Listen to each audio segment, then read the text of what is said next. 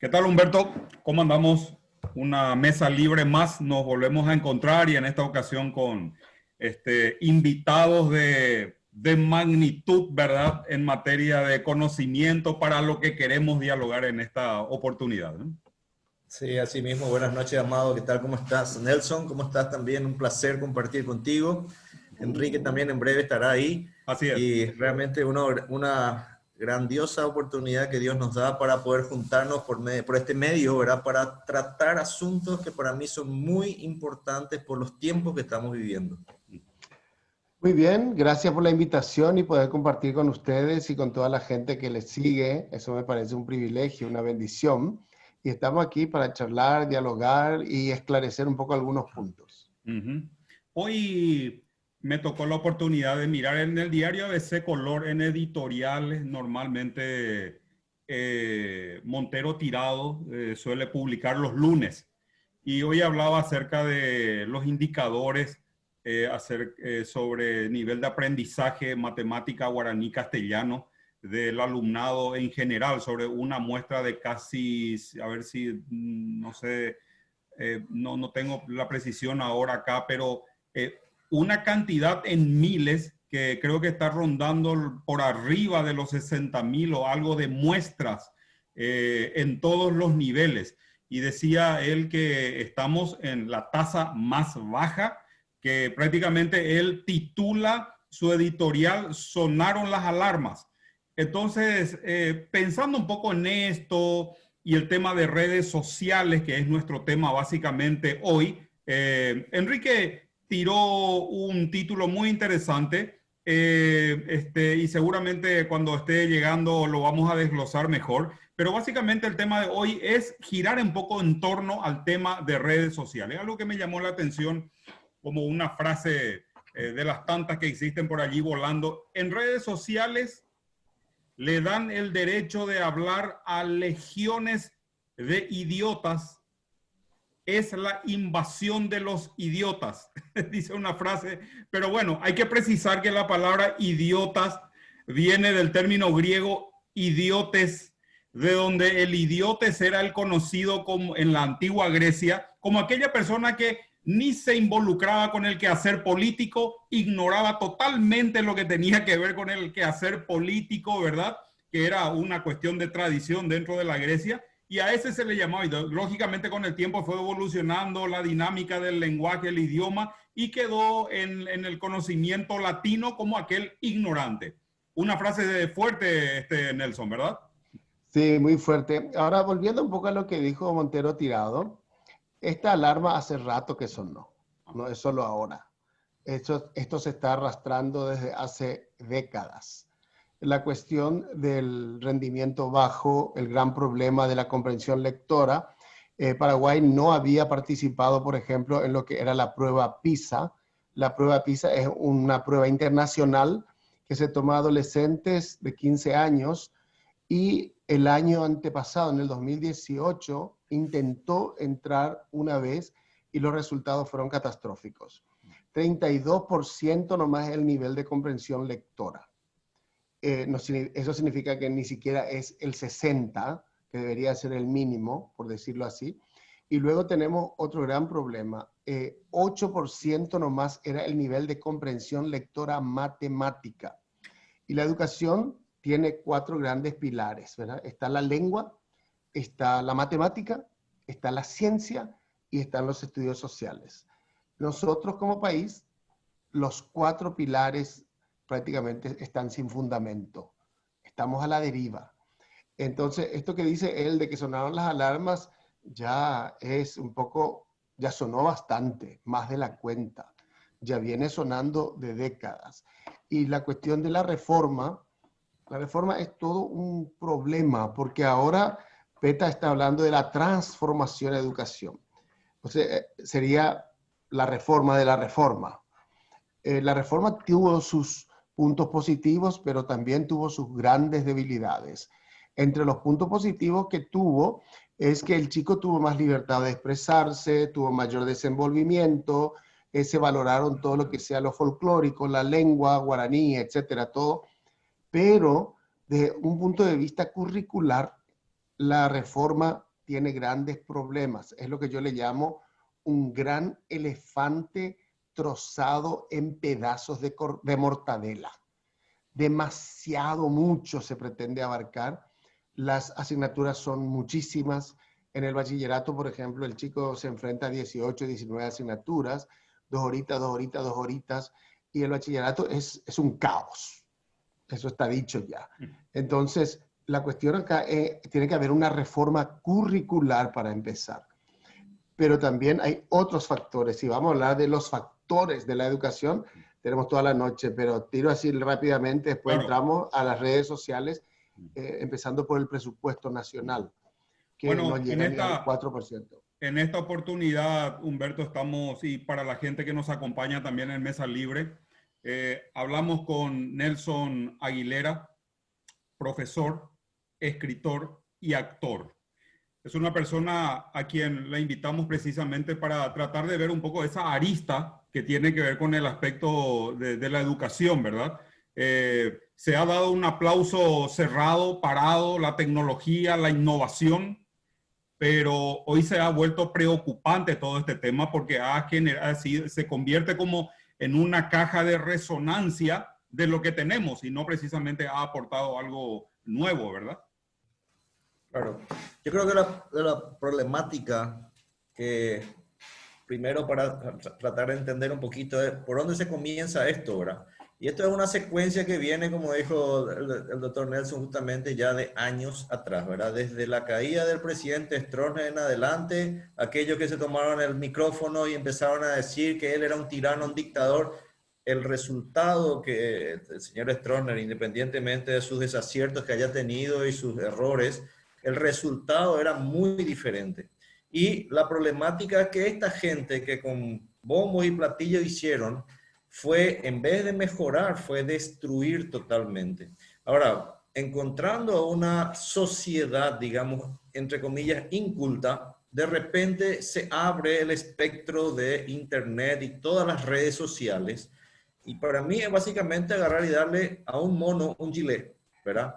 Una vez he visto un video muy interesante de unos guerrilleros que estaban en África ahí y le dieron una ametralladora, una AK-47, le dieron a un mono.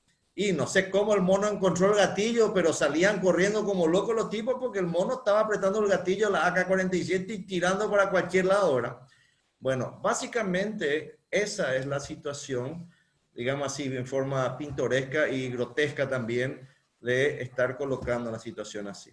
Ahora, yo creo, por otro lado también, que si este país no hubiera contado con la cantidad de colegios cristianos, iglesias, con un énfasis de estar por lo menos predicando el evangelio y trayendo algo, emisoras, ¿verdad? Canales de televisión en algún momento y programas así, no sé dónde estaríamos parados hoy si no hubiéramos tenido esa parte, digamos, dentro de la sociedad.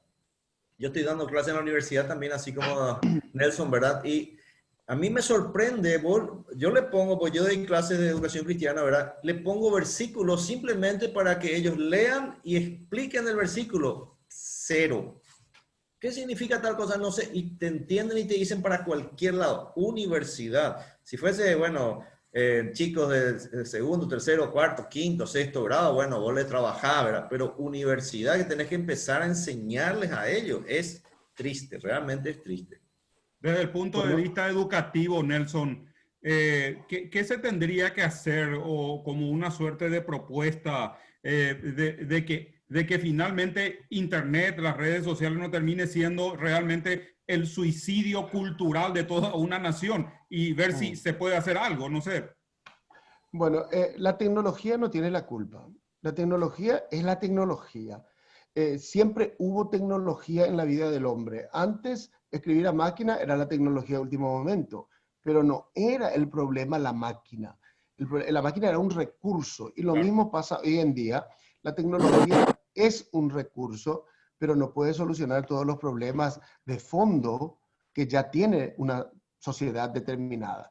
En este caso, por ejemplo, lo que estaba diciendo Laurino, el problema de la comprensión lectora se nota en las redes sociales. Uno escribe una cosa, la gente entiende totalmente otra cosa, se vuelve agresiva, atacan sin fundamento, no se atacan las ideas, se atacan las personas. Todo esto es el reflejo de una sociedad que no piensa.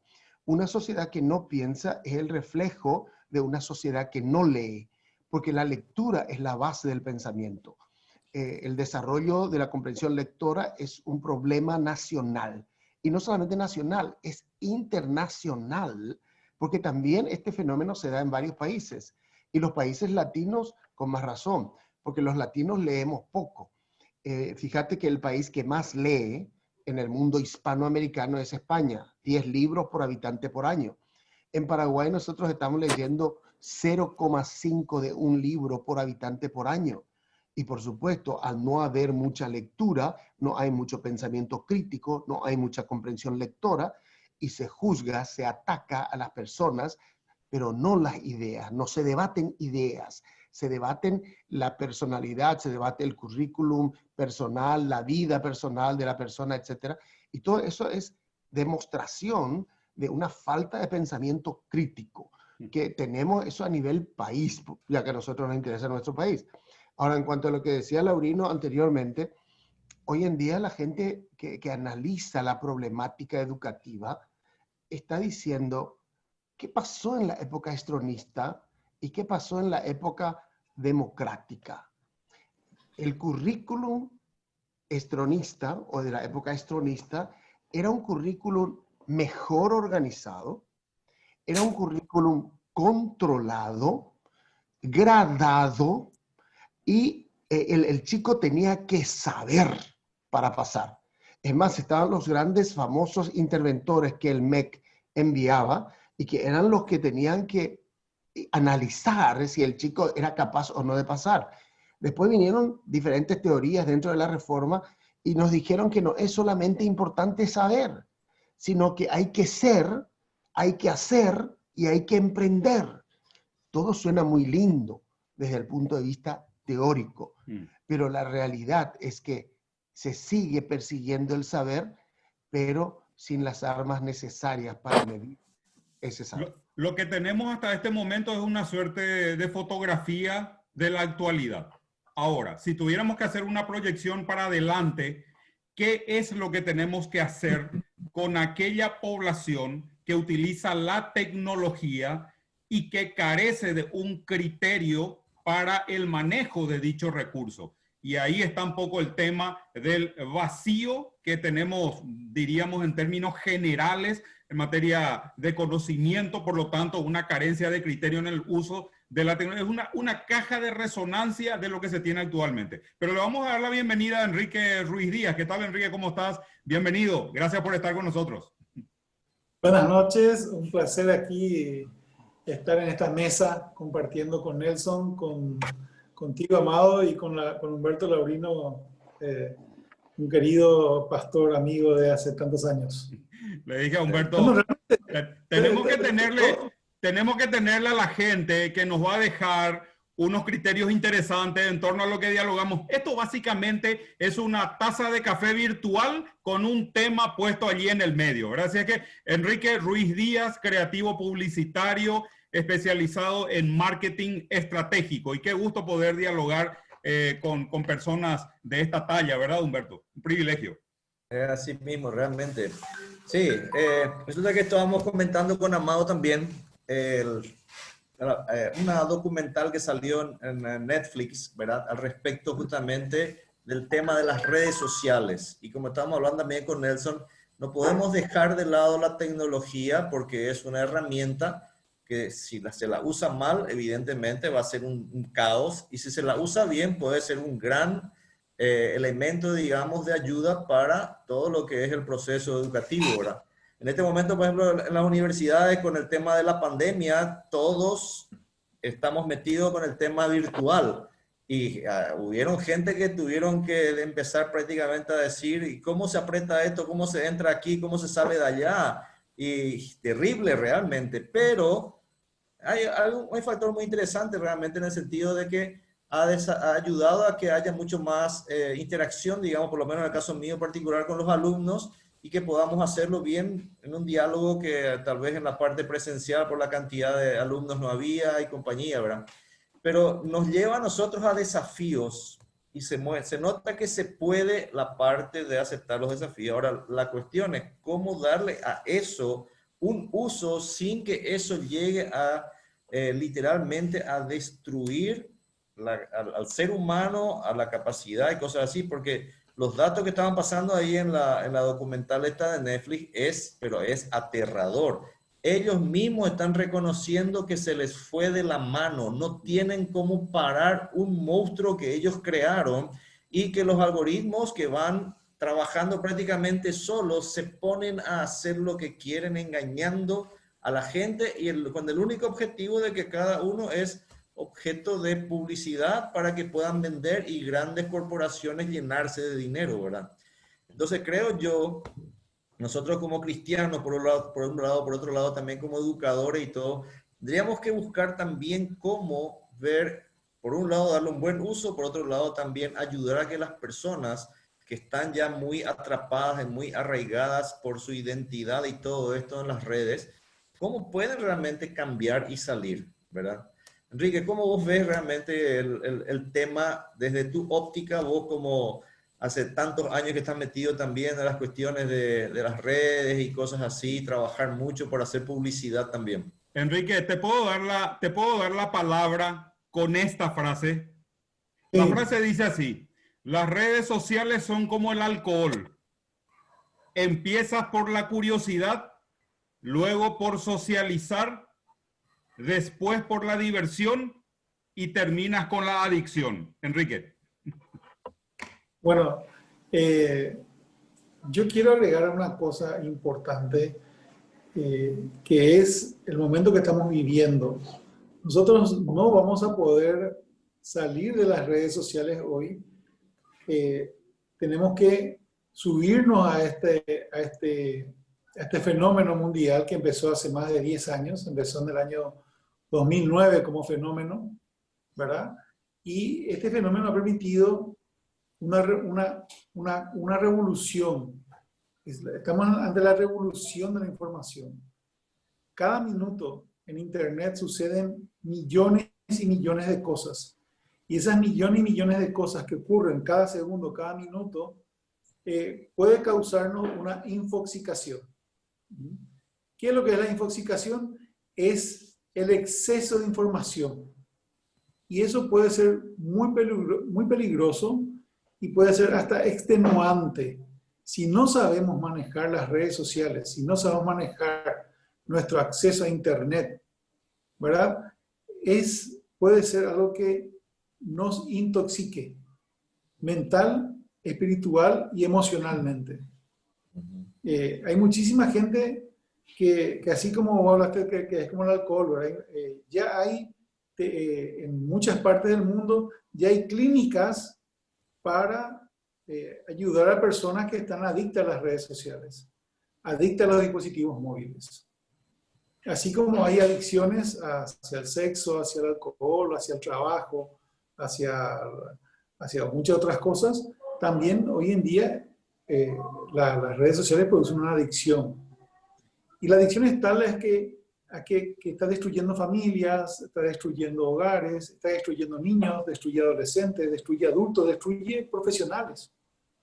Entonces, nosotros no podemos quedarnos ahí. No podemos decir que esto es malo, porque por otro lado es muy bueno, porque está acercando al mundo, porque está haciendo que me pueda hoy yo comunicar con Bill Gates si quiero hablar con él.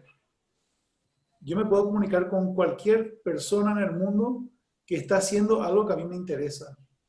Yo puedo tener una conversación con una persona que está en Rusia, o que está en China, o que está en Kuala Lumpur, o que está en Connecticut, o que está en el Amazonas, o que está en Buyapeú, o que está, no sé, en Puente Cujal, ¿verdad? Que está haciendo algo que es interesante, que está haciendo algo que a mí me interesa. Y eso es lo que la gente tiene que aprender a hacer. Las redes sociales son una herramienta fabulosa, una herramienta para el conocimiento y una herramienta para acercar a la humanidad. Y para la iglesia es una herramienta fundamental para mantener a los miembros conectados, para mantener a los miembros informados y para animarnos a la fe y a las buenas costumbres. Y las redes sociales son fantásticas para evangelizar, solo que tenemos que saber usar, ¿verdad? Tenemos que saber usar como cualquier otra herramienta y tenemos que tener cuidado de no ser spam. ¿Qué significa el spam? El spam es algo molestoso, ¿verdad? Es como cuando hacemos un asado y vamos a ver un partido. Entonces le invitamos al amigo que conoce de fútbol, le invitamos a ese que sabe quiénes son los que van a jugar en primera, quiénes son los que están en el banco. Le invitamos a ese amigo que sabe quién entrenó, quién no entrenó, quién no vino a la cancha. Ahí siempre tenemos un amigo que sabe mucho de fútbol. Con ese da gusto ver el partido porque él nos cuenta cosas que el comentador de deportes que está en la pantalla o que está en la radio no sabe. Entonces le invitamos a este amigo. Bueno, se acabó el partido y nosotros seguimos. Se acabó el partido, comentamos un rato, después queremos hablar de otros temas. Pero este amigo, dale, que sigue hablando del partido y que sigue contándonos que tal jugador tiene pulmé y que sus compañeros se quejan de él en el camerino, en el vestuario, ¿verdad? Y nos cuenta detalles que nadie sabe, pero él sabe y da gusto. Pero ya se acabó el partido, ya se acabó, queremos hablar de otros temas y él sigue dándonos con todo, con los detalles del fútbol. Ese tipo de personas son buenas para un momento nomás, pero después son tediosas. Y lo mismo pasa con los evangélicos que están en las redes sociales y quieren evangelizar y son monotemáticos y solamente hablan amén, tienen un lenguaje evangélico, hablan de lo que ocurre en su iglesia, solamente se relacionan con gente de su iglesia y le quieren meter Biblia a todo el mundo sin hablar en el tiempo y en el contexto que las personas necesitan escuchar. Y son personas que son buenas en un momento dado, pero después ya son pesadas. Claro. Y eso nos pasa a los evangélicos que no sabemos usar las redes sociales. Tanto para la iglesia ni para evangelizar. Somos pesados con las personas y nos comportamos de una manera que, así como dijo Nelson, que escuché bien, que estas son unas herramientas, como la máquina de escribir. Todo lo que se enseña en la palabra de Dios es aplicable en las redes sociales. Que nuestra palabra sea sazonada con sal, ¿verdad? Que no respondamos a la gente con palabras mal por mal. Claro. Que no le respondamos a la gente. El tema la pregunta es, ¿qué es lo que hemos digitalizado? Un paradigma lo que se ha digitalizado. El problema es que los paradigmas no cambian muy rápidamente. Tienen sus propias leyes, sus propios códigos. Entonces, si yo lograra modificar los paradigmas, Internet lo único que hace es amplificar lo que ya hay. ¿Cómo se modifica ese paradigma, Nelson? Bueno, voy a remontar un poquito a clases de filosofía cívica y moral, un poco de todo, digamos, porque la moral en sí misma no es buena ni mala. Depende hacia dónde la lleves para que sea buena o mala. El arte en sí mismo tampoco es bueno ni malo. Depende hacia dónde lo lleves para que sea bueno o malo. Y lo mismo pasa con la tecnología, las redes sociales. No son buenas ni malas. Depende cómo lo utilices y para qué lo utilices. Por ejemplo, lo que estaba mencionando Laurino, los profesores de universidad, que ya somos viejitos, tuvimos que vernos en figurillas. Tuvimos que vernos en figurillas para poder manejar las plataformas, a poder apretar un botón, estar con mis alumnos, ver cómo bajar su... Todo eso está muy interesante. Es un aprendizaje nuevo. En ese caso, las redes sociales, la plataforma, la internet, todo está al servicio de la educación. Y es muy positivo. Ahora, hay grandes problemas. Vos estás diciendo, Amado, ¿qué soluciones damos? Yo no le pinto así como un monstruo, en absoluto, sino que cómo yo domo ese material que se llama redes sociales, internet, tecnología, etcétera, es el desafío actual.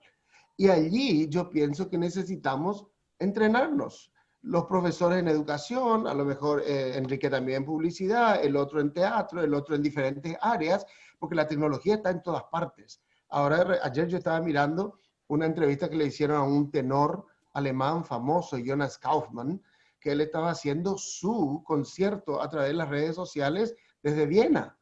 Y la gente pagaba las redes sociales y le veía a él cantando desde Viena. Bueno, el arte también ayuda. A mí me hubiera gustado pagar, pero no voy a tener esa plata para pagar en euros todo lo que vale. Pero la entrevista me sirvió. ¿A qué quiero llegar? El desafío, especialmente voy a hablar yo de las redes sociales, la plataforma, la tecnología, internet, etcétera, en educación, es nacional para nosotros en este momento, porque tenemos que primero capacitarnos, los docentes. Pero además de eso, los docentes hemos dado mucho en esta época de pandemia. Es lo que nosotros llamamos el input, insumos. Hemos dado. El chico a lo mejor se sintió bombardeado, todavía no estaba bien acostumbrado a eso, todavía el chico también tiene que aprender, los profesores también tenemos que aprender. El desafío con esta cuestión de las redes sociales en educación es cómo medimos el output o el outcome, el resultado. Y aquí yo te diría, Amado, el ministerio tiene una gran responsabilidad de llegar a lo que se llama la estandarización de la evaluación. El chico puede recibir mucho, es más, el chico copia de internet, pega, etcétera. Todo eso lo hace éticamente o fuera de la ética. Pero ¿cómo yo mido eso que se le dio al chico en educación? Solamente yo puedo hacerlo a través de evaluaciones estandarizadas que midan realmente el aprendizaje. Allí te doy una solución, porque vos dijiste, bueno, ya tenemos el problema, ¿qué solución tenemos? Es una solución. Sí. Ahora, de hecho, que para mí las redes sociales y la tecnología no es Satanás, eso de entrada. En segundo lugar, es un híbrido, no tiene religión, no tiene moral, ética, como lo describiste. Pero me pregunto, ¿verdad? Y digo, como paraguayo, la reforma educativa, todo este proceso que sigue siendo proceso, y no sé cuándo terminará el proceso, nadie seguramente en este país, perdonen la generalización, puedo estar terriblemente equivocado, y me dirán, ¿alguien me puede decir cuál es el prototipo de paraguayo que pretende la reforma educativa de aquí a 15, 20, 25 años? ¿Cuál es la altura? ¿Se puede eso fotografiar y mostrar a la ciudadanía? Esta reforma educativa se sigue reformando y en tanto y cuanto se siga reformando, difícilmente tengamos una fotografía real. Es un objetivo muy móvil y difícil de... Me da la impresión, y no sé, ustedes me dirán también, que aquí el asunto es disparar y después apuntar. Ahora, en el proceso en el que vamos es donde al parecer se tienen que ir dando esas modificaciones. Tengo mis dudas con respecto a si el Estado precisamente se va a preocupar demasiado en ir modificando esos estándares, porque ya sabemos cuál es el estándar que están manejando, ¿verdad? Y también los paradigmas que deberíamos de tener como sociedad en su conjunto, porque finalmente la tecnología lo único que hace es amplificar lo que ya hay, ¿verdad? Totalmente. Yo pienso que el Estado tiene la responsabilidad de una proyección, por lo menos. Eso es lo que nosotros estamos esperando todavía, este nuevo gobierno, porque hasta el momento en educación no sabemos a dónde vamos.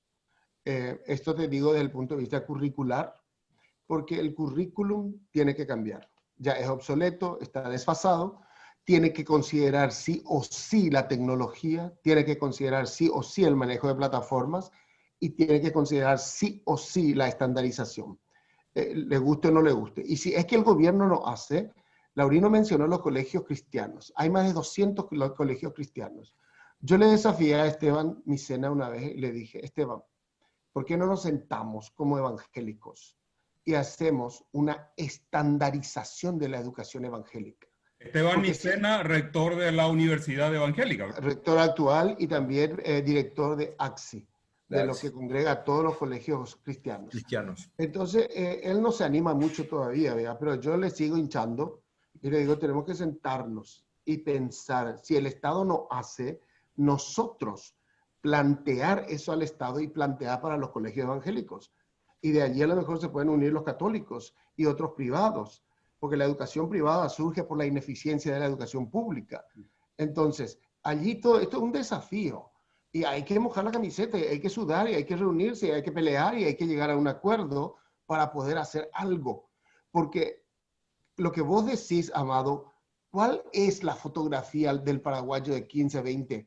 Se había hecho con la reforma lo que se llamaba el Plan 2020, que tenía que terminar este año, que se tenía un perfil de lo que iba a ser el paraguayo ahora, que fue un fracaso total al meterse el gobierno de Lugo adentro y hizo un desastre. No hubo una proyección allí, bueno, eso haría otro costal. Pero sea como sea, estoy de acuerdo contigo. No tenemos una fotografía que es lo que va a ser de aquí a 20. Y a lo mejor no vamos a tener, porque los cambios son muy vertiginosos. Es una vorágine, que lo que vos pensás que hoy es la panacea, la solución, mañana ya no es. Porque estamos en la época de la biodegradabilidad del conocimiento.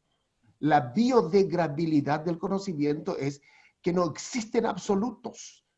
Y para nosotros, como cristianos, existen absolutos, ¿verdad? La posmodernidad nos dice, es tu verdad, mi verdad, su verdad, nuestra verdad, y cada uno tiene su verdad. Para nosotros no existe eso.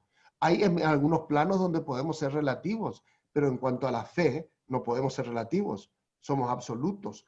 Y allí tenemos que entrar a pensar, planear y ver qué hacemos. Qué gusto, Humberto, poder escuchar cuestiones así frontales, este tipo de declaraciones que tanto hace falta, ¿verdad? Una señal clara para todos, no solamente para el pueblo cristiano, sino para todos, ¿verdad? Sí, para mí es muy importante todo esto, pero yo quisiera también ayudar a todo el tema de lo que es la educación, que la palabra de Dios a nosotros nos da un énfasis principal y fundamental de la familia, papá, mamá, porque la idea de tratar de dejar, es cierto, todos somos cómodos al decir, no, mi hijo se va a la escuela y ya ahí ya es suficiente, pero sin embargo Dios dice, no, la educación necesita que nosotros tengamos padres convencidos para trabajar justamente en el área de que los padres trabajen con sus hijos y de ahí ir influenciando también a toda la sociedad, ¿verdad? Así es que es importantísimo aquello que estaban diciendo también, agregar este factor. ¿Por qué? Los padres tenemos siempre muchísimo más ventaja que cualquier profesor de una escuela o de un colegio, pero lamentablemente los padres modelos que necesitamos tener no hay, ¿verdad? Y eso es lo que necesitamos trabajar también para desafiar.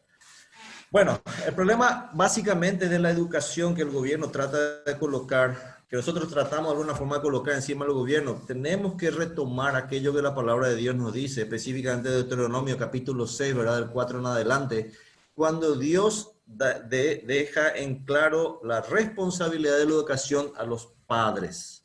Y los padres dar esa base, primero porque tenemos una gran ventaja sobre cualquier profesor que es, somos padres, ellos son hijos, van a tener más confianza, ¿verdad? Y básicamente lo que nosotros, cuando estuvimos en Ciudad del Este trabajando para que los padres pudieran, porque en la reforma estaba justamente, una de las cosas que me gustaba eran las escuelas para padres. Pero cuando nosotros hacíamos las invitaciones para que los padres vengan, los propios padres de los alumnos de nuestra iglesia resistían a asistir a ese tipo de eventos.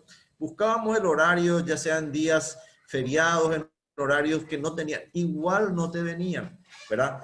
Porque básicamente saben cuál era el concepto que manejaban, y para eso nosotros pagamos el colegio, ¿entienden? Para que ustedes se encarguen de educar. Y claro, los hijos que tienen el deseo de que estén siendo apoyados y acompañados por sus padres, se sentían súper huérfanos.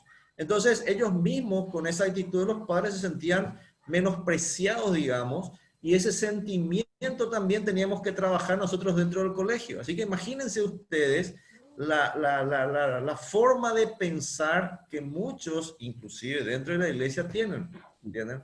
Yo sé que el colegio Gutenberg acá, por lo que estoy escuchando, y hay algunos hermanos de ahí que están, trabajan muy fuertemente con el factor familia, pero tienen el mismo problema, ¿entienden? Entonces ellos hacen retiro, hacen campamento y dicen, bueno, cambiaron de estrategia, van a comenzar ya con los ¿cómo se llama la escuela? Antes del preescolar, ¿verdad? ahí ya están comenzando ellos para tratar de engancharle a ellos y formar ese grupo. Y es difícil realmente. Entonces, todos queremos tener una sociedad, y como dijiste, Amado, el perfil del paraguayo de aquí a 10, 12, 15 años, cuando termine esta secuencia de estos que entran este año, pero nadie quiere pagar el precio de la inversión que eso representa, tanto en sacrificio de tiempo como en sacrificio de dinero y todo lo demás. Enrique, Entonces, total, sí, después decimos, no, ya le regalé a mi hijo para su notebook, le regalé para su tablet y ¿qué más quiere, verdad? es verdad. Todo un desafío. Decía Zygmunt Bauman, famoso sociólogo, en su libro Sociedad Sitiada. Fue el creador de la frase sociedad líquida, sociedad sólida. Bueno, en la década del 60 para atrás y compañía, la sociedad era más sólida, decía él, porque se sabía que era blanco y que era negro, se sabía que era correcto y que era incorrecto, todo un paradigma, todo diríamos, un entendimiento diferente al que tenemos en el día de hoy para evaluar las cosas, ¿verdad? En cambio, hoy en día, dice Bauman, la sociedad se ha vuelto como el líquido. Nosotros ponemos la mano debajo de la canilla y el agua toma la forma del hueco de la mano, o lo ponemos dentro de una botella y toma la forma de la botella, o lo ponemos un colorante color rojo y toma el rojo, le ponemos un azul y toma otro. Así es el pensamiento actualmente en el mundo, dice él. Su libro está titulado Sociedad Sitiada. Está sitiada la sociedad, Enrique, y más aún gracias a la tecnología que, como decíamos, amplifica un poco ya lo que hay, no precisamente ha inventado algo nuevo. Yo no considero que la sociedad esté sitiada. Sí está sobredimensionada la cantidad de información que recibimos como personas, como seres humanos.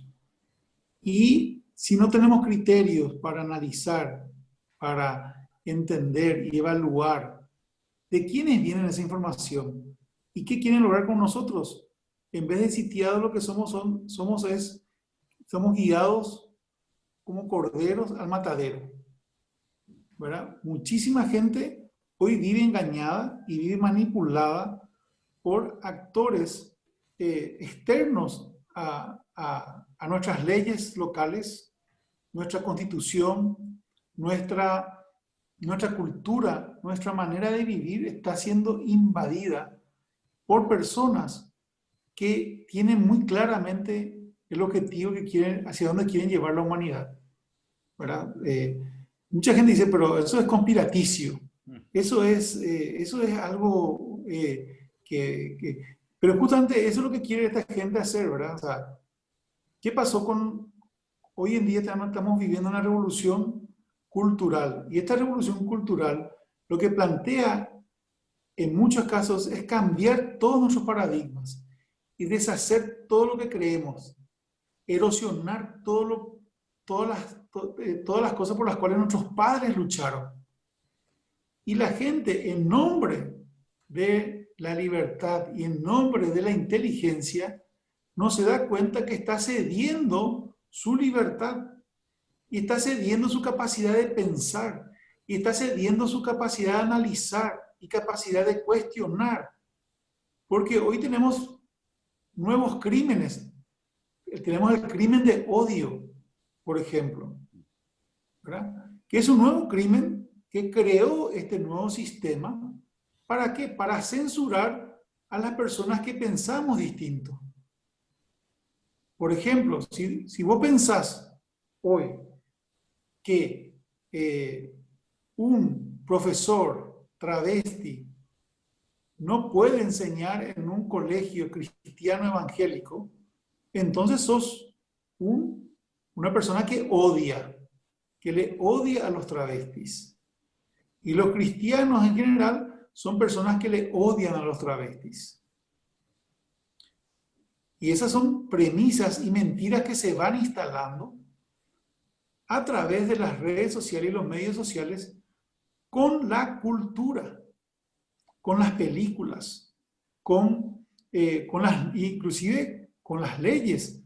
¿Por qué? Porque estas personas, a través del activismo social, están entrando en los parlamentos y están modificando las leyes. Y ellos hablan de odio, pero ellos no tienen problema en matar niños. No tienen problema de eliminar a miles de niños en el vientre de sus madres. Pero ellos hablan de discriminación. Y esto está pasando hoy. No estamos sitiados porque nadie nos encerró todavía en un lugar físico. Entonces no podemos hablar de un sitio, pero sí podemos hablar de la enajenación mental. Sí podemos hablar de la conquista de nuestros cerebros, de la conquista de nuestra manera de pensar. Ustedes se van a sorprender si le preguntan a hijos de pastores y a jóvenes en las iglesias qué están pensando sobre ciertas cosas ciertos temas que nosotros, que tenemos ya más de 40 años, pensamos y estamos seguros que es inamovible. Pero les puedo asegurar que muchísimos jóvenes de nuestras iglesias, para ellos eso es relativo y para ellos no tiene importancia. Y yo les puedo asegurar que todavía Paraguay está un poco lejos, pero en otros países las universidades se han dividido por estos temas. Las universidades se han dividido porque la cultura ha dejado de lado inclusive la ciencia. Universidades evangélicas, está diciendo. Universidades evangélicas, estoy hablando de universidades Sí. evangélicas. Han dejado la ciencia, la biología de lado para adaptarse a las nuevas maneras de pensar, a las nuevas maneras de decir, de hacer las cosas. En nombre de la libertad y en el nombre del open mind, de las mentes abiertas, ¿verdad? Estamos cayendo en contradicciones que van contra natura y que van contra todo principio científico, donde entramos en la ciencia del esoterismo. Tranquilamente, yo recuerdo, Amado, que cuando nosotros éramos jóvenes y flacos, ¿verdad? Hace poco, yo me acuerdo que en la iglesia del parque había venido un hombre que traía un tema sobre la nueva era, ¿verdad? La seducción, no sé si te acordás. David Hunt. Vino el escritor de un libro que era muy famoso, ¿verdad? Se había venido y por ejemplo, todo lo que él nos enseñó, nos mostró, hoy es realidad. Hoy lo vivimos, ¿verdad? Y ahí ese es el mayor problema que creo y el mayor desafío que tenemos los padres. Voy a contar una anécdota y también quiero secundar lo que dijo Humberto. Yo tengo hijos pequeños que están todos los días en clase virtual. Me toca trabajar en casa y tengo a 3 niños que están al mismo tiempo en clase virtual. Y el otro día, no sé, en otros días, quiero que pongas, si puedes poner en la edición, hay un meme que dice, papá va al trabajo, papá feliz va al trabajo, y la mamá con la cara del guasón, ¿verdad? Mamá se queda en casa a cuidar a los niños. En mi caso, al revés, yo estoy en casa. Mi esposa va a trabajar en la oficina del Ministerio de Radio Transmundial y yo me quedo con los niños y todo muy lindo, todo genial, pero llega un momento en que yo pierdo la paciencia y pierdo los estribos y me estoy por volver loco porque estoy escuchando 3 clases, ¿verdad? Y estoy escuchando 3 clases al mismo tiempo y encima en inglés. Yo me vuelvo loco me estoy volviendo, ¿verdad? Y a veces cuando mi esposa llega a casa, yo quiero salir corriendo, no sé, me quiero comprar leche, me quiero comprar pan, algo quiero hacer, tengo que salir de mi casa, tengo que encontrar alguna excusa para rajarme de aquí, porque es muy difícil. Yo creo que escuela para padres necesitamos ser formados para ser padres, yo creo que esta nueva modalidad para nuestros hijos es muy fácil estudiar online. Nuestra escuela pasó por un proceso, sigue mejorando muchísimo. Los chicos están usando mucho la tecnología y para mí eso es fantástico. Se adelantó lo que tenía que haber sido hace mucho tiempo. Y eso ya es irreversible. No sé si a ustedes les pasa, pero yo he hecho muchos cursos virtuales. Me parecen fantásticos. Para mí es mucho mejor que estar en un aula porque yo puedo poner pausa, puedo retroceder. Y encima, todo lo que el profesor me está diciendo en el video, todo lo que el profesor dice está por escrito también, que lo puedo volver a leer.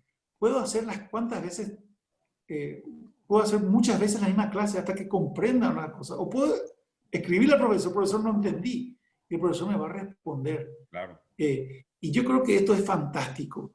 Y es irreversible, no vamos a volver atrás. Porque quien comió la torta no quiere volver a comer lechuga, dicen, ¿verdad? Una frase. Claro. Nelson, pero... Sí, adelante, Enrique. Yéndonos más un poco más, yo creo pero nosotros los padres, más que tecnología, tenemos que aprender a enseñar a los hijos. Aprender a enseñar a tener paciencia. Sí. Ese cariño que le tenemos a nuestros hijos tiene que transformarse en amor verdadero. Porque ese amor verdadero, dice la palabra de Dios, dice que es paciente. Y honestamente, tiene que estar lleno del Espíritu Santo. Yo no quiero ver lo que pasa a una madre o un padre que tiene 5 hijos o más hijos. Yo tengo 3. Y me cuesta muchísimo tener paciencia. Claro. Necesito del fruto del Espíritu para poder llevar adelante unas clases virtuales. Yo le doy muchas gracias a los maestros de la escuela donde están mis hijos porque son realmente fantásticos y están ayudando, apoyando muchísimo. Claro. Pero es muy difícil. Yo creo que los padres tenemos que involucrarnos, pero tenemos que saber cómo involucrarnos sin perder la paciencia. La iglesia es el pueblo del libro. Necesita leer, necesita comprender. Sin lectura y sin comprensión de la palabra de Dios, el cristianismo se vuelve una utopía, ¿verdad? Cada uno podría idealizar a su manera, pero hay una doctrina que hay que seguir y para eso tenemos que comprender 1 más 1. Nelson, un país que no tiene hábito de lectura, obviamente la capacidad de comprensión es nula o casi nula. Sobre esa base se suma todo esto que estamos hablando. Te pregunto, ¿te entristece o te asusta esta realidad? Bueno, yo me quiero remontar un poquito al por qué una sociedad es así. Tanto como que me entristece, me asusta y cosas así, es muy superficial, digamos. Pero todo tiene una explicación. Fíjate vos que cuando se descubren estas tierras, se conquistan estas tierras, de entrada luego entraron 2 poderes que anularon la lectura. O sea, el origen de la América Latina se basa en la prohibición de la lectura de la corona española y de la Inquisición manipulada o dirigida por la Iglesia Católica. Entonces, mientras en Europa el protestantismo estaba levantando vuelo y el mundo protestante enfatizaba la lectura de la Biblia, se imprimían libros, se imprimían todos los trabajos de Calvino, de Lutero, todo el mundo. Era una revolución la lectura con la imprenta de Gutenberg, que revolucionó la época. Entonces, ¿qué logró? Una sociedad pensante, una sociedad racional, demasiado racional, poco sentimental diría yo, pero una sociedad que llevó una civilización diferente hacia el progreso, hacia el desarrollo, hacia la ciencia, las artes, etcétera, como fue el mundo protestante y un mundo rico. Mientras que América Latina, nosotros tuvimos esa desgracia de la Iglesia Católica y la desgracia de la corona española y especialmente la desgracia de la Inquisición, porque tenía que controlar libro por libro, qué entraba, qué no entraba, quién podía leer, quién no podía leer, y leer era un pecado. Justamente eso yo estoy tratando en mi nueva novela que a propósito les ofrezco, La Católica y el Hugonote, que hablo de esa situación. ¿Y qué es lo que pasó? Eso se sumó que cuando las colonias españolas, hispánicas, fueron liberadas o independientes, entraron los dictadores, que también prohibieron lectura. Ellos supuestamente eran hijos de la Ilustración, que la Ilustración que promulgaba el conocimiento, la investigación, etcétera, pero estos dictadores que entraron, no promulgaron eso en la América Latina. Al contrario, cualquier persona que leía era un peligro, era un desafío. Entonces tenemos tres grandes factores aquí: la religión, la dominación española, a eso entró la política, y tenemos un cuarto lugar muy importante que influyó para que una sociedad como la paraguaya, por ejemplo, no leyera: la cultura oral de los indígenas, la oralidad. Nosotros creemos más lo que dice Radio SOO que lo que dice una investigación seria en los libros, etcétera. Por eso que la religión predominante es fantástica, legendaria, basada en leyendas, en creencias supernaturales, supersticiones, pero no en la palabra. De allí yo insisto otra vez que lo que tiene que caracterizar a los colegios evangélicos, al mundo cristiano, la lectura de la palabra y la lectura también de otros libros que puedan ayudar a la edificación del ser humano intelectualmente, artísticamente, físicamente, socialmente, políticamente, etcétera.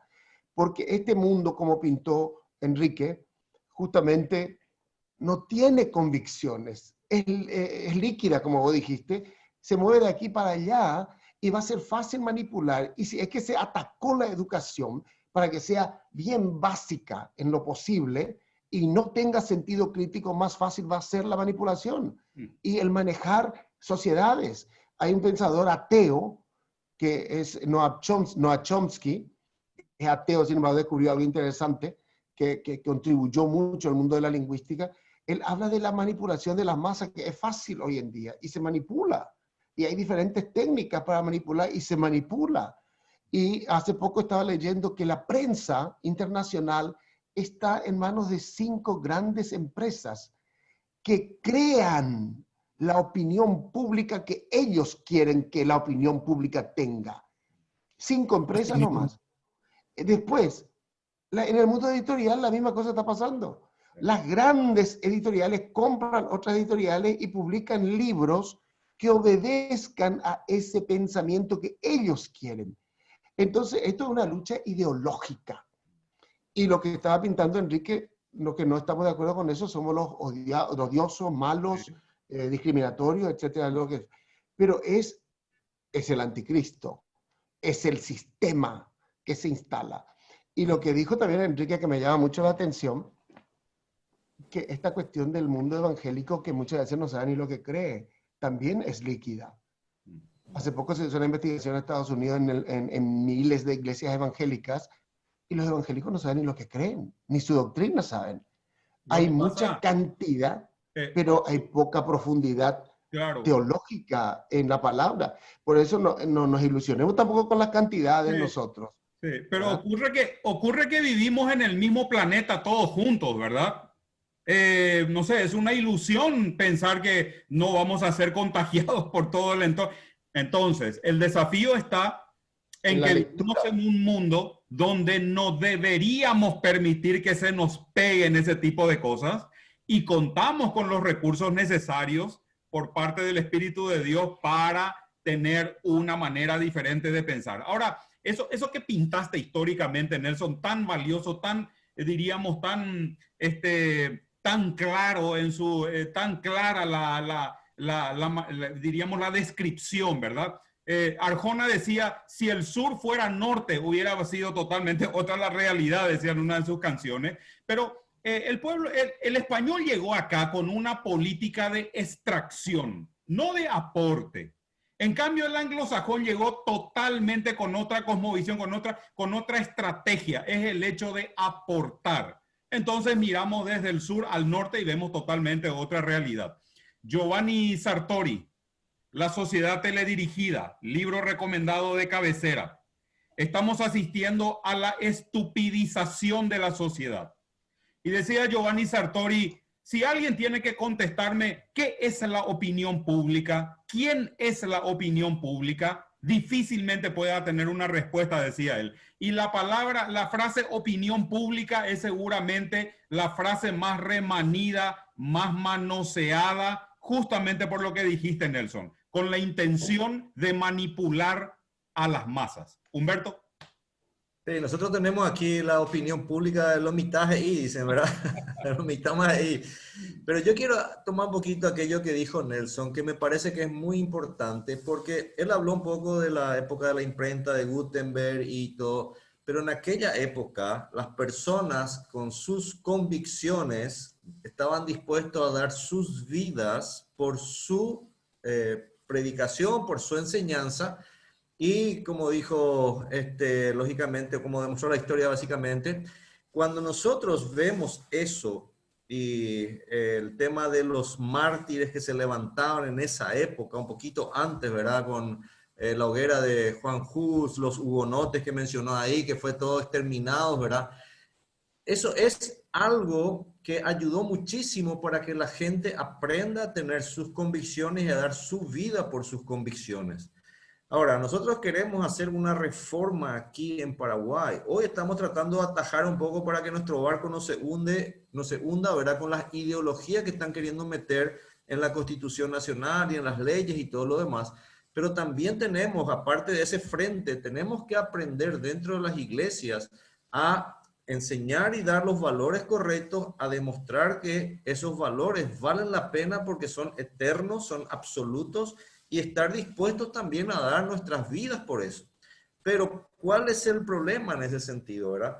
Y bueno, que en algún momento cuando uno tiene que dar sus vidas, como dicen, todos los que tienen que dar un paso al frente, en realidad dan un paso atrás y le dejan a algunos solos ahí parados, ¿verdad? Entonces, nosotros tenemos esos elementos que de alguna forma los europeos admiramos, de alguna forma los americanos también, que vinieron con todos sus...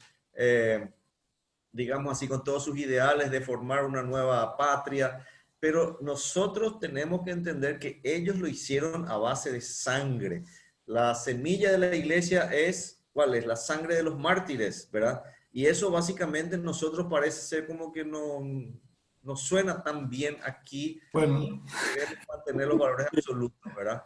Si de repente, como estaban mencionando también Enrique, ¿verdad? De que de repente nosotros somos los odiados. ¿Por qué nosotros retrocedemos cuando ellos nos agregan a nosotros y nos dicen que ellos son los dueños de la verdad? Es solo mirar los resultados que traen. Por ejemplo, estaba leyendo un artículo al respecto del presidente de Venezuela, ¿verdad? De Maduro. El tipo hizo acuerdo con todo y ya Chávez lo hizo, ¿verdad? Con todos los guerrilleros, narcotraficantes, y ahora resulta que él no tiene más el control del país por causa de que todos ellos, claro, hacer más o menos con el diablo te cobra después, ¿verdad? Y esos resultados tampoco les sirve a ellos para darse cuenta de que ahí no hay camino. En esos idealizadores o ideales no tienen camino por ese lado. La historia ya lo demuestra. Ahora, lo interesante de todo es que lo vuelven a hacer de nuevo, ¿verdad?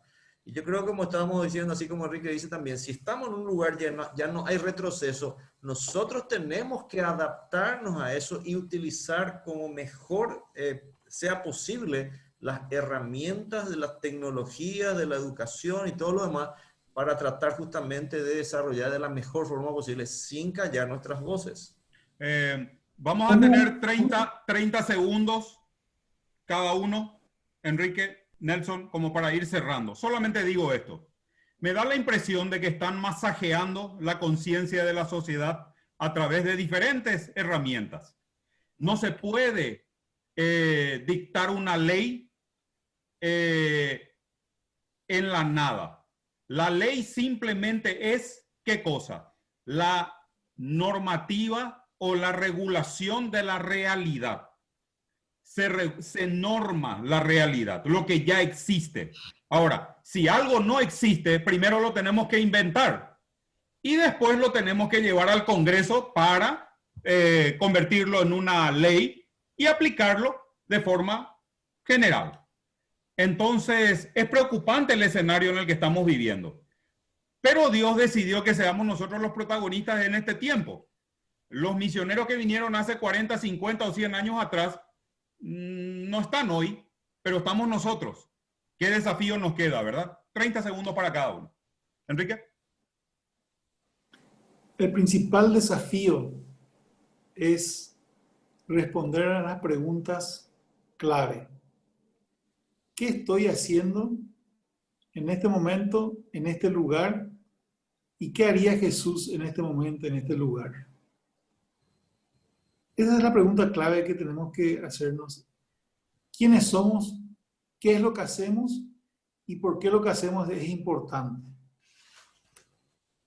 Si no tenemos resueltas esas preguntas, vamos a divagar y divagar y divagar. El mayor problema que tenemos hoy como cristianos es que hemos olvidado nuestro propósito. Y muchos cristianos y muchos ministerios se desvían hacia cualquier lugar y se olvidan de que fuimos llamados a cumplir una gran comisión. Y tratando de cumplir esa gran comisión, nos desviamos totalmente. Mucha gente ha perdido el rumbo. Muchísimos ministerios están fuera del rumbo. Muchas iglesias están fuera del rumbo. Mucha gente está en el show. Mucha gente está en el qué dirán, en el cuánta impresión causamos, en si fuimos trending topic este domingo. La gente está en el buroreí. ¿Por qué? Porque se olvida de quiénes somos, qué es lo que tenemos que hacer y por qué lo que tenemos que hacer es importante. Para mí ese es el mayor problema que tenemos y eso se aplica a la universidad, a las redes sociales, a la iglesia, a todo, ¿verdad? O sea, yo tenía un jefe que me enseñó algo que hasta ahora lo uso y que me ayuda mucho a enfocarme. Dice, ¿qué querés lograr? Una sola cosa. Bueno, ahora hay miles de formas para lograr ese objetivo, ¿verdad? Pero no te desvíes de tu objetivo. O sea, tener un objetivo, trabajar una estrategia para lograr ese objetivo. Y muchas veces nosotros como cristianos nos vamos toda una estrategia y no olvidamos el objetivo. Fuimos llamados para reconciliar al mundo con Cristo. Somos agentes de reconciliación, ¿verdad? Para buscar lo que se perdió. Y muchas veces nosotros queremos entretener al mundo. Muchas veces nosotros queremos alimentar al mundo. Muchas veces nosotros queremos educar al mundo. Me parecen todas estrategias válidas. Pero muchas veces nos vamos todos, o sea, hay ministerios, hay organizaciones que están mandando mucha gente gordita al infierno. Porque ya no les evangelizan más, ¿verdad? Hay gente que hace muchos espectáculos muy buenos, muy interesantes. Tienen medios, tienen radio, le entretienen a las personas. Pero estamos mandando gente divertida al infierno. Y yo creo que esa es la premisa del cristiano, ¿verdad? Es evangelizar y hacer discípulos. El resto es buroreí. Enrique Ruiz Díaz. El resto es buroreí. Una frase que queda allí realmente retumbando en la conciencia y el corazón de la gente. Nelson. Un día le pregunté a una hermana norteamericana por qué no iba más a tal iglesia. Y me dijo, porque entendí que la misión de la iglesia no es hacer un show cada domingo, sino extender el reino de Dios sobre la tierra. Y si hay que extender el reino de Dios a través de la tecnología, a través de la educación, a través del arte, a través de lo que sea, esa es la misión de la iglesia. Concuerdo completamente. Humberto. Coleman, autor de un libro que se llama Cristianismo, dice en una anécdota que coloca ahí que Jesús, después de Hechos capítulo 1, sube al cielo y se encuentra con sus discípulos. Y le preguntan los ángeles, sube al cielo, ¿verdad? Deja a sus discípulos y se encuentra con los ángeles ahí y le preguntan los ángeles, ¿y Jesús? ¿Cómo quedó el trabajo, el plan ahí en la tierra? Y dice, bueno, se quedó en manos de 12 hombres y un grupo de discípulos ahí para desarrollar todo. Y los ángeles le dicen, y si ellos fallan, ¿cuál es el plan B? No hay. No hay plan B. Hay un solo plan. Y es lo que justamente decía Enrique. Y nosotros tenemos que enfocarnos y usar las herramientas, la tecnología y todo lo demás para que sigamos el trabajo del sembrador, ¿verdad? Tenemos la semilla que es espectacular, la mejor, la única que realmente funciona, que va a dar el brote. Y el Señor quiere usar a sembradores para que sigamos sembrando. Estamos en el periodo, no cambia, así como Satanás desde el comienzo mismo ha sido homicida por medio de su mismo trabajo, él no cambió su doctrina, sigue siendo la misma, el engaño y la mentira. Nosotros tenemos una que es la vencedora, que es la verdad, a través de nuestro Señor Jesucristo. He tenido el privilegio de participar de las clases de escuela dominical con Nelson Aguilera como maestro. No es tan de tanta edad, por favor, no vaya por ahí el pensamiento, ¿eh? Realmente me quedan gratos recuerdos aprendiendo la palabra de Dios de parte de Nelson en la enseñanza. Y con Enrique, lógicamente, en la iglesia del Parque hemos crecido, nos hemos malcriado y doy gracias al Señor que ambos sean utilizados por el Señor grandemente en la sociedad paraguaya, en medio de tanta necesidad en todo sentido, ¿verdad? Y una vez más aplaudimos la iniciativa de Nelson con el nuevo libro, la novela que está siendo presentada. Es una novela histórica cristiana, por decirlo así. ¿Título de la novela? La Católica y el Hugonote. Empieza Mira. con la guerra religiosa. Ahí está. Ya estoy en la fila, ¿eh? Qué interesante. Así es. Ya te reservo a vos, Enrique, un ejemplar. Y también, Éxito. Y a Humberto también. Yo ya estoy en la fila, así es que no hay problema. Hoy ya está en la lista, hoy ya está en la lista. Dale, mil gracias. Envíen a todos sus contactos. Así mismo. Mil gracias a los dos por haber estado. Y Humberto, seguramente nos encontramos en una próxima mesa libre, ¿eh? Oportunamente con nuestro famoso café virtual. Así mismo. Un abrazo también, Enrique. Es un placer realmente compartir. Gracias a ustedes. Gracias. Gracias por la invitación. Un placer compartir contigo, Nelson, Humberto y Amado. Un placer. Amén. Igualmente, saludos, un gran abrazo. Igual. Chao, chao.